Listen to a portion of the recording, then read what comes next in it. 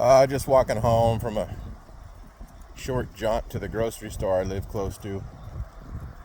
My mind is always in hyperdrive, overdrive, OD. But yeah, I just was thinking about this experience I had in Loveland, Colorado while I was truck driving.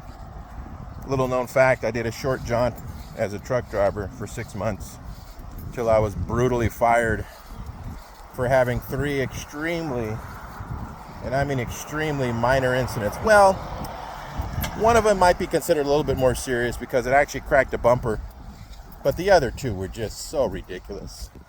And the company I worked for, they didn't give me the opportunity. They don't give anybody an opportunity. They don't have a system for reporting damage to their trucks, like any damage at all. Like meaning that no matter how small it is, you have to report it as an accident.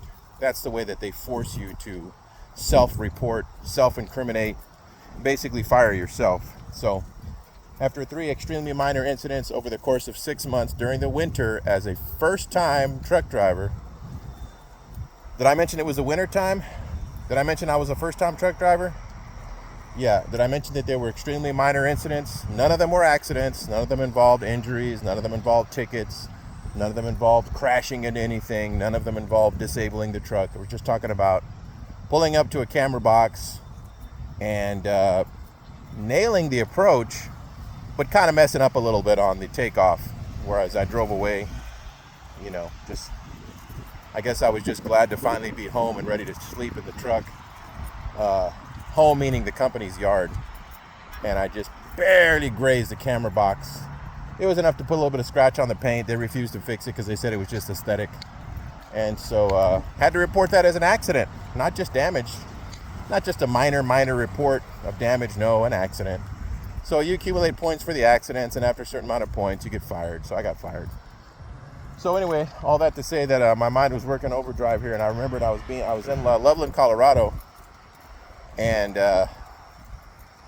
I come walking around the corner. I'm just exploring the neighborhood. It was New Year's Day. New Year's Day. Sorry, wait a minute. It was December 31st. Or was it New Year's Day? I want to say it was New Year's Day. I honestly can't remember if it was December 31st and I was walking around, or if it was actually the 1st and I was walking around. But at any rate, I come around the corner. This is house, and this guy is outside his house, all tatted up. I don't know why that's important, but you can use that information however you want. And he had these two dogs that were out in his front yard, loose. And of course, they made a beeline for me. They came running straight at me. And I just stayed totally calm.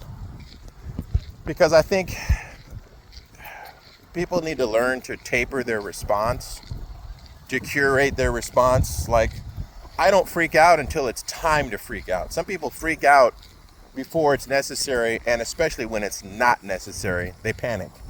So, I know how to react if a dog is going to attack me, but I'm not going to immediately go into like a freak out mode unless I need to. So they come running at me. I played it totally cool. I literally just talked to them. Hey guys, how's it going? And then one dog kind of barked a little. And I said, yeah, Happy New Year to you too. And then the little one, this little black one, it was a pit bull puppy.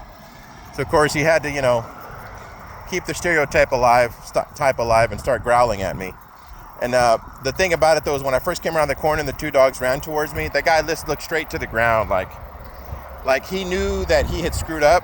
He knew he was wrong for having the dogs off of a leash, and he knew that they were about to come after me, and he knew that I was probably going to be pissed off and curse him out, and that there was probably about to be a huge incident with so much drama that, if they were able to harness it, it could probably run the Hoover Dam for 6 years, because that's what most people are expecting in situations like that.